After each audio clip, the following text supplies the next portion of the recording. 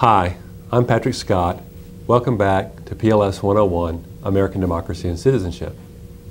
Today we're going to be covering the second major topic in our current unit of material dealing with institutions. We've covered Congress, and now today we're going to be talking about, next couple of sessions, we'll be talking about the institution of the presidency. So we'll be talking a lot about the president in terms of his powers. We'll be talking also about not only just the president, but also the various agencies and staff that surround the president to help him do his job. So we'll start off first of all by noting that the office of the presidency is in many ways a uniquely American invention. As you know, in this country, the president is elected by popular vote, and of course in many Western European countries, as well as others like Japan and Israel, the chief executive is a prime minister and chosen by the parliament and responsible to the parliament. So that's one of the things we've been talking about before in terms of our comparison of the U.S. political system with other parliamentary democracies.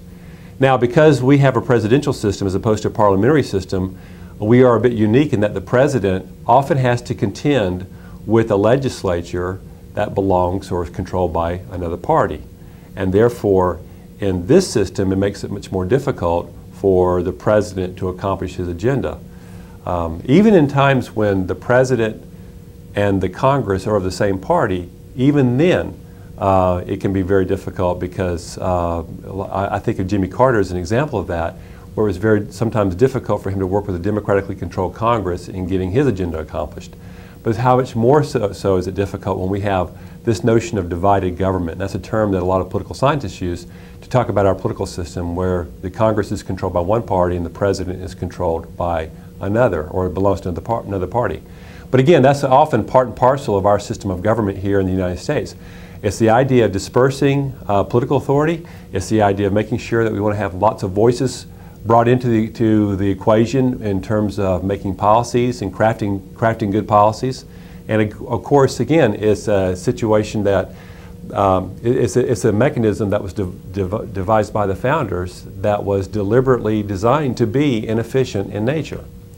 Now, again, you don't see this in many parliamentary systems because the chief executive is, that is the prime minister, is a member of the same party as the majority party in parliament. And so because of that, that prime minister will always be reflecting and carrying out the wishes of the majority party in parliament. So they're working together, they're wedded together, as we've talked about before. So, but this basically means is that the prime minister, who essentially is the principal spokesperson for his or her party in parliament, can help play a major role in controlling the legislature and the legislative agenda. Now, if we were to look at the formal powers of the president, we would go to the Constitution and specifically to Article 2. And Article 2 is actually a very, very short set of passages in the Constitution. And from there, we can look at the various powers of the president. So I want to talk about some of those. We'll talk about the powers of the president alone, the powers that the president shares with the Senate, and the powers that the president shares with Congress as a whole. So let's look first of all at the powers of the president alone.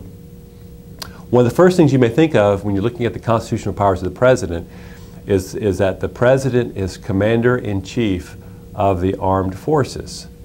Now, of course, what that basically means is that he is head of the military, of all the branches. Every single decision, ultimately, he is responsible for the decisions of any kinds of military operations that our country is engaged. And yet, at the same time, we do know that Congress has the power to declare war. And I think I'll bring this up because I think it's interesting. On the one hand, the President is the Commander-in-Chief, yet the Congress has the power to declare war.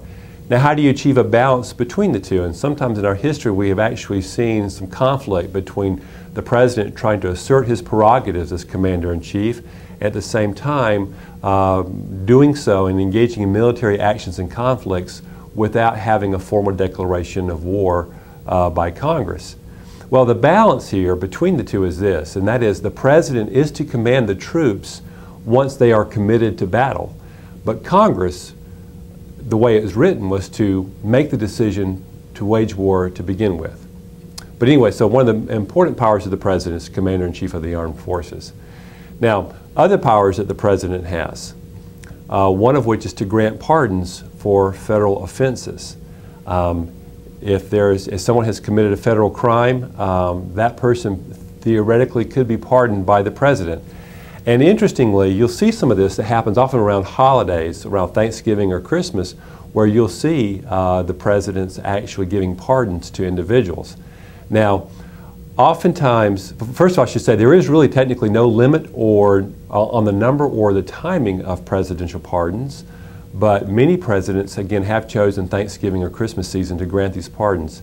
Now, typically, this is what's important to understand, pardons go only to people who have long ago served their punishment and returned to productive private life. And what happens here is that the Federal Bureau of Investigation, the FBI, usually will conduct a background check before a pardon is issued. And every year, the Justice Department, which is where the FBI is housed, the Justice Department receives hundreds of applications for pardons for federal crimes. Normally the way it works is you have to wait 5 years after you are convicted before you can apply for a pardon. Now, probably the most controversial pardon that we talk about in terms of our history is when Gerald Ford pardoned Richard Nixon for any kinds of behavior associated with Watergate, and particularly the cover-up of the break-in of the Democratic headquarters, national headquarters in Washington, D.C. And once Ford pardoned Nixon, then any subsequent investigations of Nixon's role in the cover-up ceased.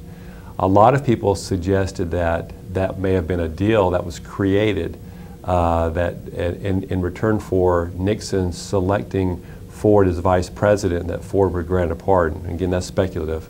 More recently, you may have recalled where President George W. Bush had pardoned the chief of staff to Vice President Cheney, Louis Scooter Libby. He was, again, the chief of staff to Vice President Cheney, and he had been convicted of perjury and obstruction of justice in the federal investigation of the leaking of the identity of a CIA agent. In this case, President Bush commuted the jail sentence. He had a jail sentence of about 30 months, and but there's also a fine of $250,000. He let the fine stand, but he commuted the sentence or reduced the sentence there, so he did not serve practically any jail time at all. But that's again part of the President's constitutional authority to grant pardons for these kinds of offenses. In this case, with President Bush, he really felt like the jail time was excessive given what the nature of the conviction itself. Other powers of the President, constitutional powers of the President can convene Congress in special sessions. And that harkens back, for example, when FDR, Franklin Delano Roosevelt, convened Congress after the bombing of Pearl Harbor on December 7th, 1941, asked to convene Congress to immediately urged for a declaration of war against Japan. Besides convening Congress in special sessions, the President can receive ambassadors. Now, what that means to receive ambassadors, largely it basically means it has implications of establishing diplomatic relations with a country. So essentially what this means is that the president can single-handedly establish diplomatic relations with a country without even having congressional approval. Now, of course, how far you go in that may require congressional grants of authority or money to help implement some of these types of decisions on the part of the president. But the president is having the power to receive ambassadors. What that really means is that actually the power to establish diplomatic relations with a country. The executive power of the president, another important power, is the idea of making sure that the laws are faithfully carried out or the laws are executed. In other words, you remember in your civics class, the president as chief executive is responsible for implementing the laws. And of course the president just doesn't implement the laws himself, he relies upon the executive branch. And what we'll be talking about in a couple of sessions down the road is the role of the bureaucracy, the federal bureaucracy, and the various federal departments and agencies that help the president carry out his job as chief executive. And by the way, that particular role of being chief executive has really been one of the major factors that has led to the increase of power of the presidency over the past 50 years or so. And we'll talk more about that in just a few minutes. But those are some of the powers that the president has alone. Now, formal powers of the Constitution of the president outlined in the Constitution that he shares with the Senate. These are powers of the President and Senate shared. And one of the most important here is making treaties. Whenever the President creates and signs a treaty with another nation, that treaty does not have any effect or the effect of law until the Senate gives its approval to that treaty. And what's really interesting in this case about the Constitution is that it doesn't require a mere majority of the Senate, but instead it requires a 2/3 majority of the Senate. Now, as you might understand, that's sometimes hard to achieve. And if there are some members of the Senate who disagree with particular treaty provisions who might vote against it, that could actually put the president in a bit of an embarrassing spot, because here we have signed a treaty and all of a sudden we find that we can't get the numbers of members of the Senate to approve this treaty. And particularly if the Senate is controlled by another party, by the other party, than the president, that may even make it much more difficult for him to achieve the approval. So what's the president to do in a situation like this? Well, in a situation like this, and we'll talk about more in terms of operational powers, there are some ways in which he has bypassed the formal treaty process in terms of executive agreements. And again, we'll talk about that more down the road a bit. Other powers that the president shares with the Senate is the power of appointment. Now, the appointment, basically what this means is that this harkens back to the spoils system. As you remember in terms of Andrew Jackson, to the victor belongs the spoils of war. When a new president comes in, top officials, and not just at the very top, even those down below quite a bit, are replaced by the president. A new president comes in, new top officials come and serve at the president's pleasure.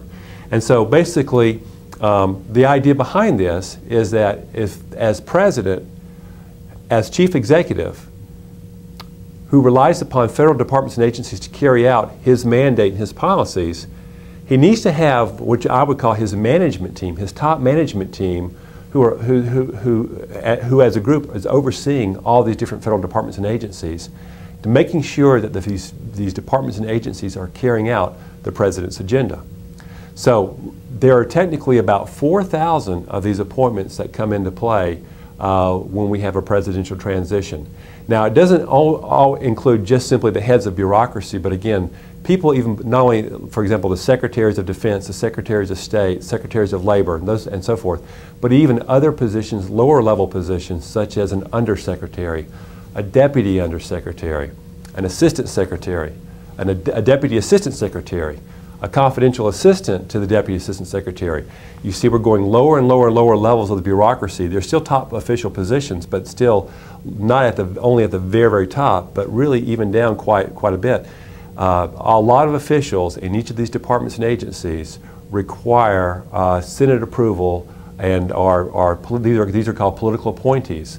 And again, the idea behind this is that the president, as chief executive, wants to make sure that his policies are carried out. And to the extent that he has to rely upon these agencies to carry out his policies, then the argument is that he should be able to have his team of people in place who share his philosophy and his values, and therefore make sure that in the process of implementing policies that they are reflecting his intentions.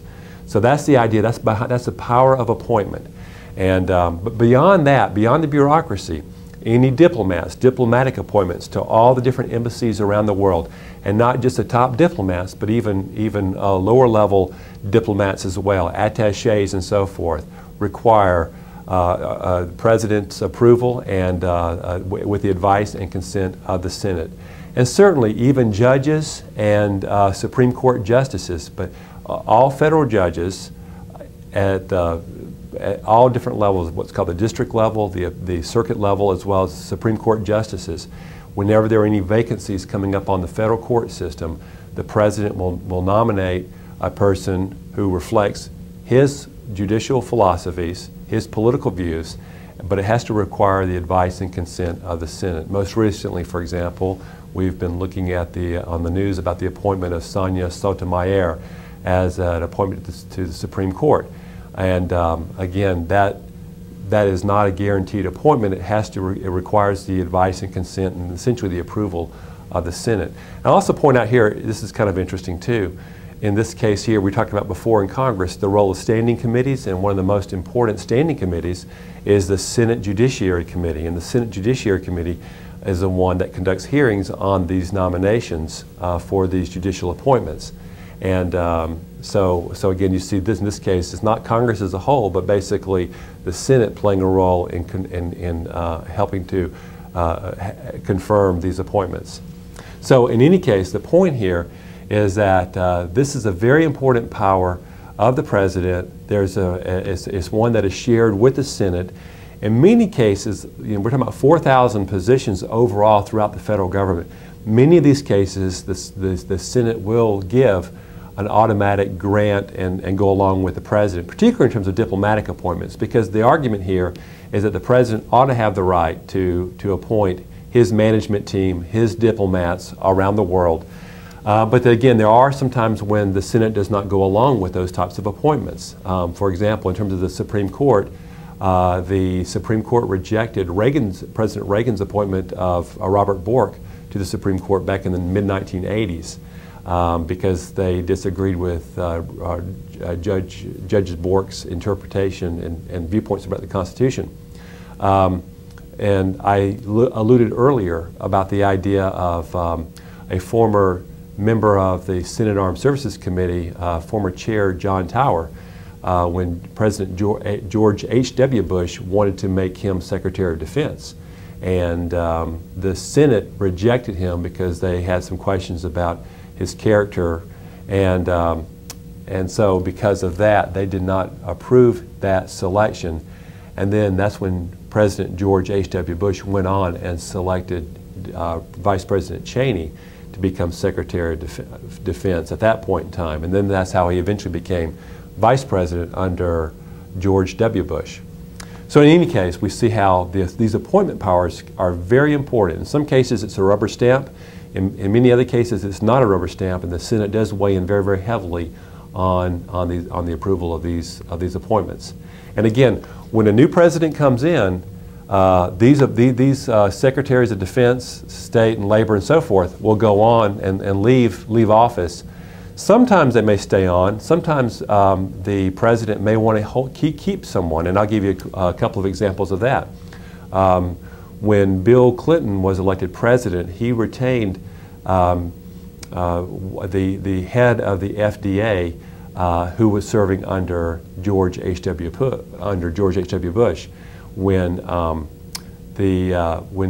Obama was elected president, he retained as Secretary of Defense Robert Gates, who was appointed under George W. Bush. So again, sometimes you will see some of these appointees serve under more than one presidential administration, and even under more than one party. There's and other examples that we can share with too. But anyway, that's the appointment power that the president shares with the Senate. Now, let's look at appointment power. Constitutional powers that the president shares with Congress as a whole. And one of the first, and perhaps most obvious ones of those is the approving legislation. Whenever any laws are passed, of course, those laws do not become laws unless the President signs them into laws or vetoes those laws. Now, I should say technically, and we'll talk about this in just a bit too, technically speaking, when a bill arrives on the President's desk, if the President does nothing, that bill will automatically become law within 10 days, except under one condition, and we'll talk about that again under a pocket veto circumstance. And we'll talk about that again down in just a bit. But anyway, but the whole idea about approving laws, bringing forth bills and signing bills into laws, that's to give bills the effect of law, requires the President as well as Congress working together. And along the same lines, another area in which they work together is in terms of developing the operating budget for the federal bureaucracy. The operating budget is very, very huge when you start thinking about funding all the federal departments and programs in the trillions of dollars. And each year, the fiscal year has an operating budget associated with that, and that budget may be over thousands of pages long. Very, very comprehensive and hard for any one person to comprehend the entire thing. But this is a process that takes place where the President will submit his budget in January of a given year, and it applies for the following fiscal year, which begins in October. So the following October begins the very next fiscal year. So between January and the end of September of a given year, Congress is working on marking up and modifying the President's budget. And we talked about some of that aspect in our discussion of Congress. But that's a very, very important power that the President shares with Congress as a whole. So we're talking about some constitutional powers of the President. Now from that, we can also talk about some operational powers that, or how these powers are implemented in different ways. And so one of the things I've titled is this idea of operational power is something called the power to say no. And that embodies a couple of different ideas. And let me give you one of them. One of them is this idea of executive privilege. Executive privilege is the power to say no. It's an operational power of the President. And it reflects the notion of separation of powers. Executive powers, basically, or I'm sorry, executive privilege, what executive privilege defined basically is the right to withhold information from Congress.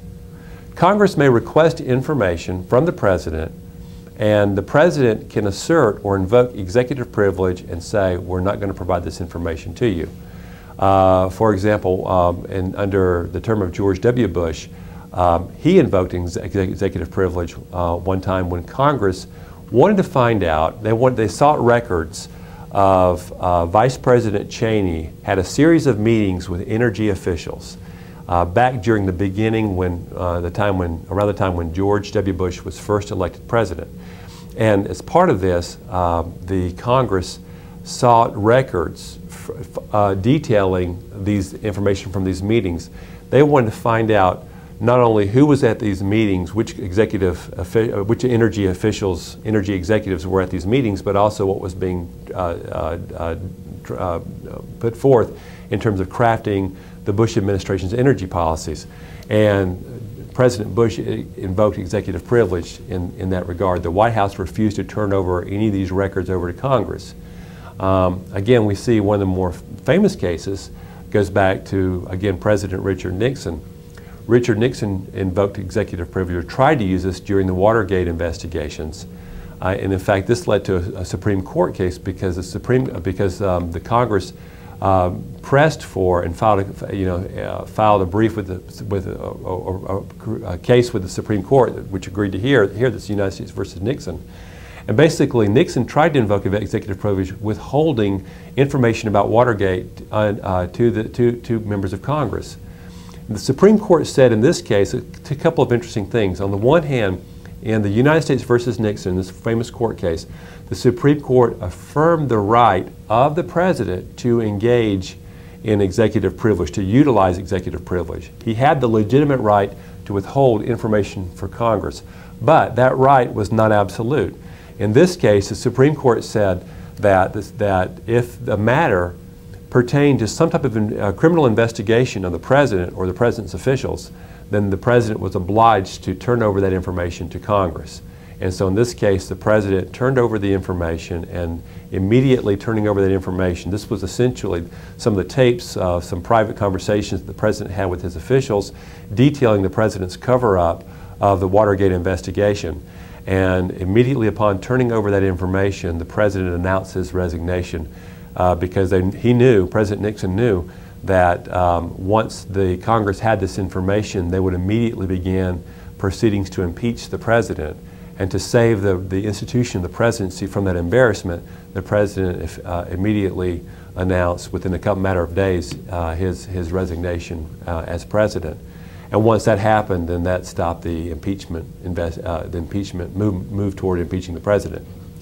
But in any case, other presidents besides President Bush and Nixon, for example, even Bill Clinton, had invoked executive privilege in a number of instances as well. But that's the idea, the right to withhold information from Congress. Now, another interesting power, operational power to say no, is this idea of impounding funds. And impounding funds basically means that it's refusing to spend money that Congress appropriates. Now, this is really kind of interesting in terms of how this might work, and I'll just give you an example of this. Let's say that the president creates in his budget that he submits to Congress, he decides that he does not want to provide money for a particular program or an agency. So his budget does not include funds for a given program or agency. I think of, for example, President Ronald Reagan submitting a budget that severely reduced funding for public housing funds in the Department of Housing and Urban Development's budget for the fiscal year. So he takes this money out, says, I don't want this money, or I don't want this program. Now that budget then goes to the Congress, and over the next several months, as we talked about, the Congress is marking it up, amending it, modifying it. Congress decides to put money back in for those programs. Members of Congress, particularly if the Congress is controlled by the opposite party, may very well want to restore those funds, those cuts that the president had recommended in his budget. So Congress restores those cuts. Now, in a situation like this, the president may decide to either veto the entire package or simply, but then the entire package would actually shut down the entire agency, so that's not a very pragmatic thing to do. So instead of doing that, the president may say, okay, you put the money back in, but I'm not going to spend it. That is called impounding. All right, now, so if you impound the money, then you're basically getting your way, because even though the money is there, you're not spending it. Well, Congress saw that, again, we had to bring up Richard Nixon, because in a lot of ways, Richard Nixon had a lot of battles with Congress. And I think about, if you look at Congress as an institution and the presidency as an institution, in a lot of ways throughout our history, you can see this as sort of a balance of power shifting back and forth between the two. And in this case here, Congress saw what Richard Nixon was trying to do in terms of impounding funds. And so, in fact, Nixon was trying to eliminate entire programs that he did not like. So Congress in 1974 passed something called the Budget Impoundment and Control Act of 1974. And what this was designed to do was to put restrictions on the president's ability to engage in impounding funds. Now, in this case of Nixon, as you might imagine, Nixon vetoed this bill, hoping, and again, the veto power is a very powerful kind of power for the president. About 96% of all vetoes have stuck. In other words, about 4% in our history have ever been overridden. This is one of those times where that bill was overridden.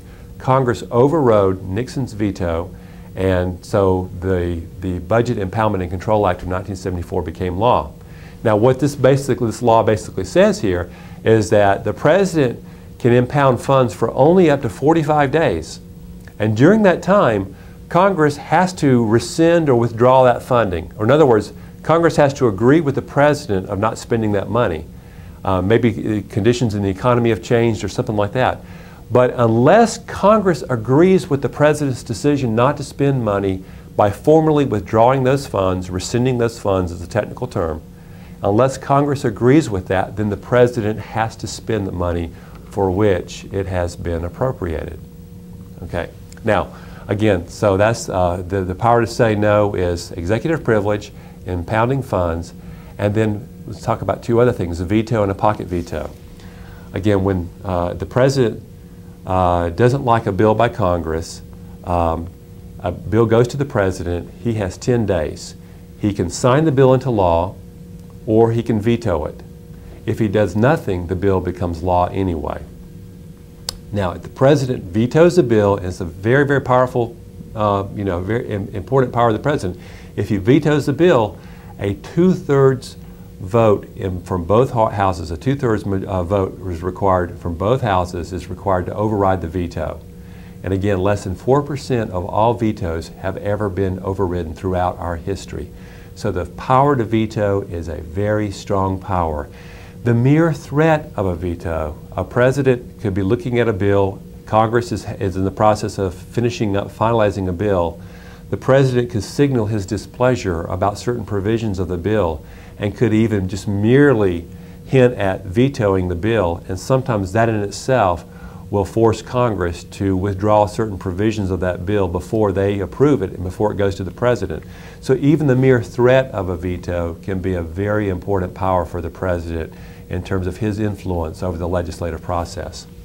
Now, besides the veto, we have a couple of variations of that veto we're going to talk about. There is the pocket veto and the line item veto, and I want to talk about both of those types of powers. First of all, the pocket veto. The pocket veto doesn't happen but only during a certain point of time. It can only happen during the last 10 days that Congress is in session.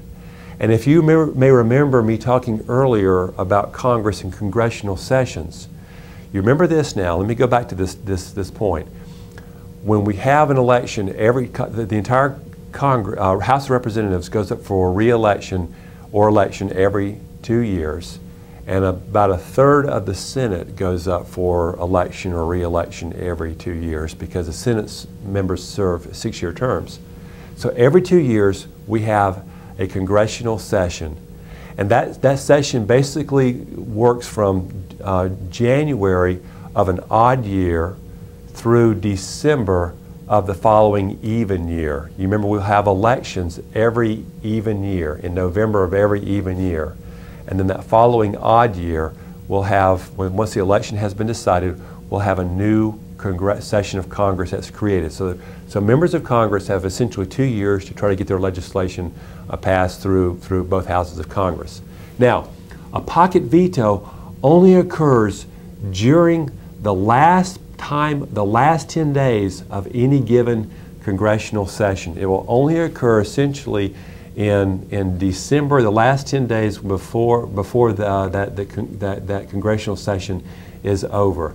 It's not when Congress convenes for a Christmas vacation or for a summer recess, nothing like that. It has to be only during the last 10 days of the formal congressional session. Now here's what happens.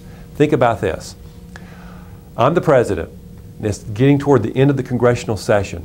You're a member of Congress, you've been working on legislation all throughout, trying to get legislation passed. We've talked about how hard it is to get legislation passed too.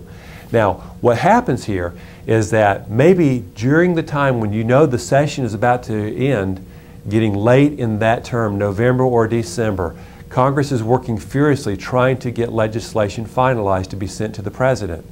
Well, during the last 10 days, I may have as President a flurry of bills on my desk. And there may be some bills, again, because if they don't make it to my desk by the time Congress disbands, that congressional session is over, then that legislation is dead and it cannot be introduced until the next session of Congress. So what am I going to do? I've got this flurry of bills here on my desk. Now, some of these I will sign into law because I agree with them, but there may be some that I don't like, and at the same time, so I can veto them. But you know, whenever I'm vetoing legislation, sometimes it could be somewhat popular legislation and it can make me look bad as President. So if I've got a stack of bills on my desk in the last 10 days, the bills that I don't like, that I want to veto, why put my name as saying I officially vetoed the bill when I could simply blame Congress for their inaction? Because I could simply say that Congress is lazy, Congress couldn't get their act together, And it's not my fault, but you know, they didn't get this bill to me until the last 10 days. And so I just didn't get around to signing it. And the point here is this: if I refuse to sign that bill during the last 10 days of that congressional session, then Congress, the session is disbanded, Congress, that session is now over, that bill dies. So essentially then what that means is that at the end of the congressional session, and Congress then adjourns, anything that Congress passes that I do not sign is automatically vetoed. Okay, and again, this can only occur during that one brief 10-day period when Congress is about to adjourn. And so again, this can be a way in which I can let a bill die, and it's called a pocket veto, but at the same time I don't formally and officially veto this bill as a president, because that may come back and haunt me down the road when people are running against me, or members of Congress are criticizing me for my actions of vetoing maybe what might be popular bills that I disagree with. So that's the pocket veto, essentially how it works. And again, it can only occur during a certain small period of time at the end of the congressional session. Now, besides the pocket veto and the regular veto, there's also something that's called the line item veto. We've talked about this in terms of the governors. Most of the governors have the power of line item veto. The president does not have this power. The president did have this power. President Bill Clinton had this power for a brief moment in time. The president actually signed a bill in April of 1996 that allowed him to have the line item veto, but it was ruled unconstitutional by the Supreme Court in 1998. Now, essentially, what does this mean? What is a line item veto? Let me refresh our memory here. I get a bill. If I'm the president, I get a bill. It's on my desk. Now, as you remember how legislation takes place in Congress, a lot of amendments and a lot of changes may happen to a bill as it meanders its way through both houses of Congress.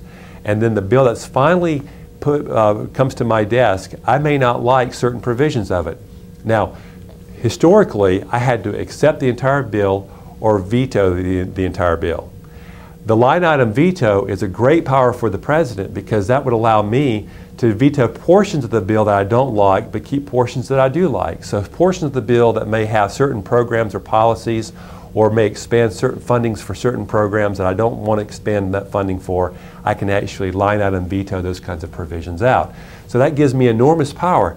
And if you think about this, what's really interesting about this is that the line item veto is essentially, if you think about the balance of power between the Congress and the presidency, the Congress is really in a lot of ways giving a lot of power to the president to mark up bills that the Congress has worked on. In a lot of ways, I want you to understand this is ceding a lot of power to the president.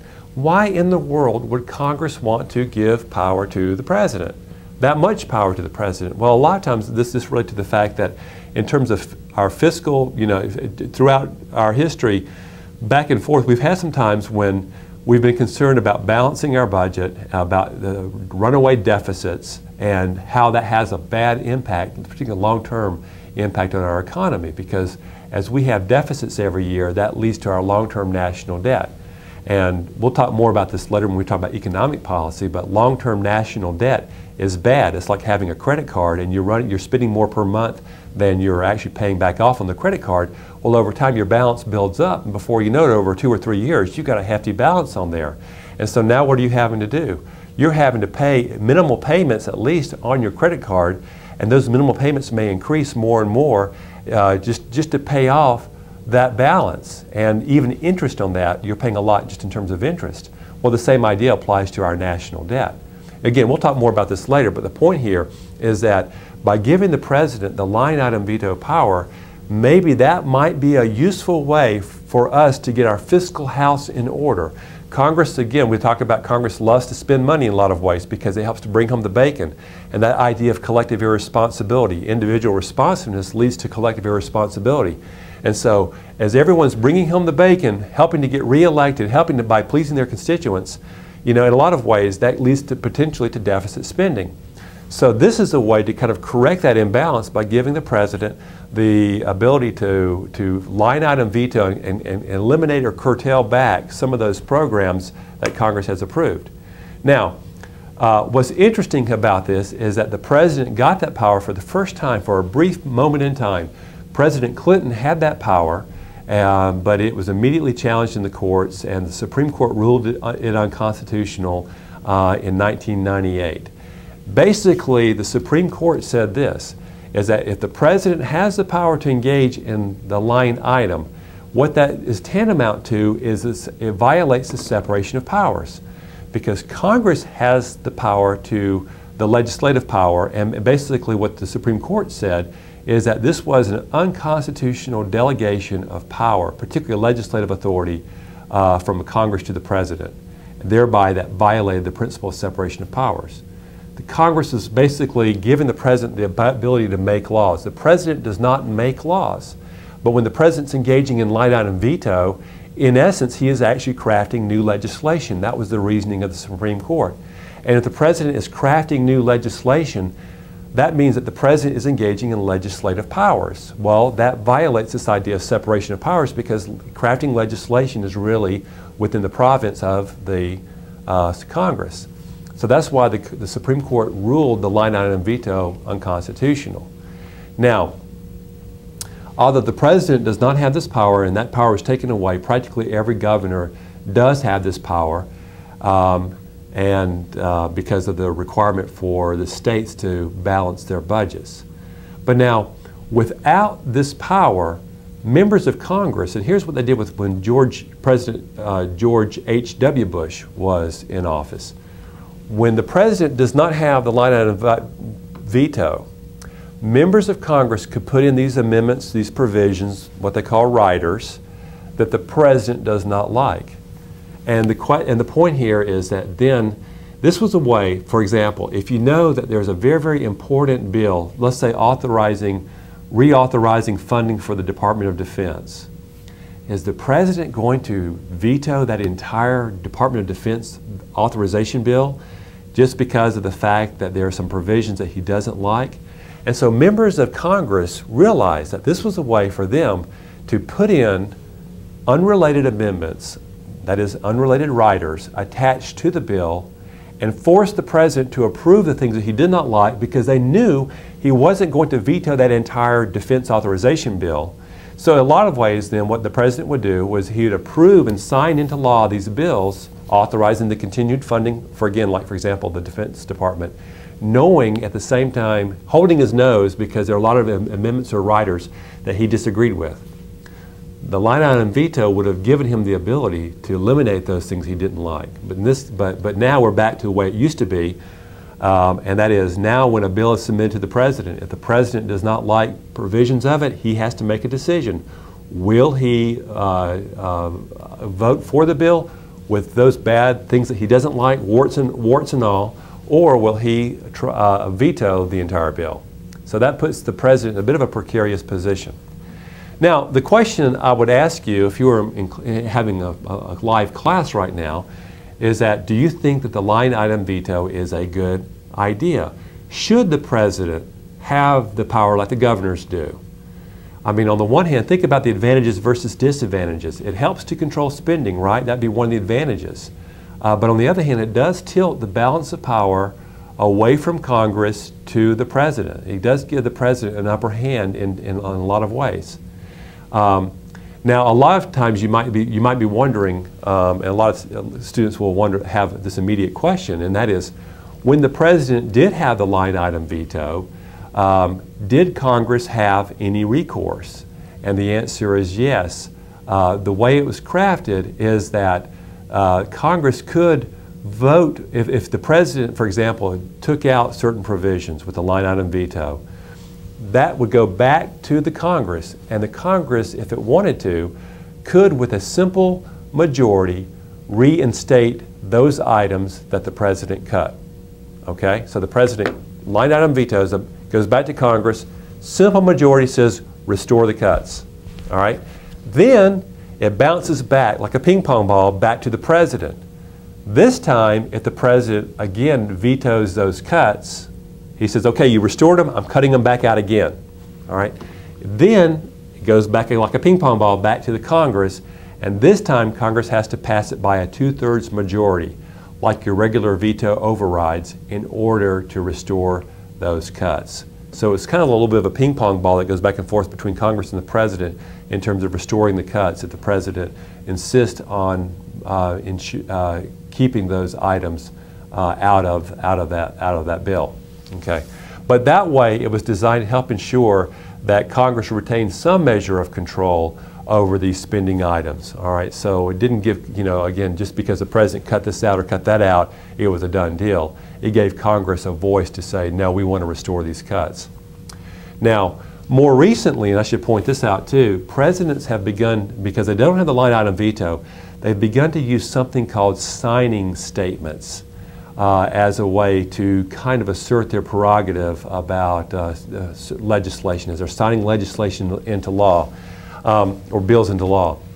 And basically what a signing statement is basically what happens is that the President, when he's signing a bill, he's issuing a statement attached to his signature indicating how he is interpreting the law. Because again, some laws are a little bit vague in nature, and so the President is basically specifying in detail what aspects of the law that he's going to choose to really focus on and implement, and what aspects of the law he's going to not focus on.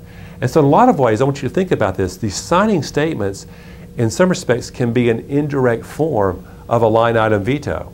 And their constitutionality has yet to be challenged, but President George W. Bush, for example, issued quite a number of signing statements indicating how he envisioned his interpretation of law. And it's a pretty clever way for presidents to say, I'm not really able to veto certain portions of this bill, but I'm basically indicating my intention of how I'm going to be implementing this bill. And so one may wonder if that becomes, de facto an indirect form of the line item veto. Now, there are some other things that we will need to talk about, but I think this is probably a good stopping point. We're going to continue on talking about, again, some of the additional operational powers of the presidency, but I think this is a good stopping point. When we come back next time, we'll continue our discussion, and then we'll also move into talking about the institutional presidency. That'll include, for example, a discussion about the executive office of the President, the Cabinet, as well as some discussion about the role of the Vice President. So, until then, this is Patrick Scott. We'll see you next time.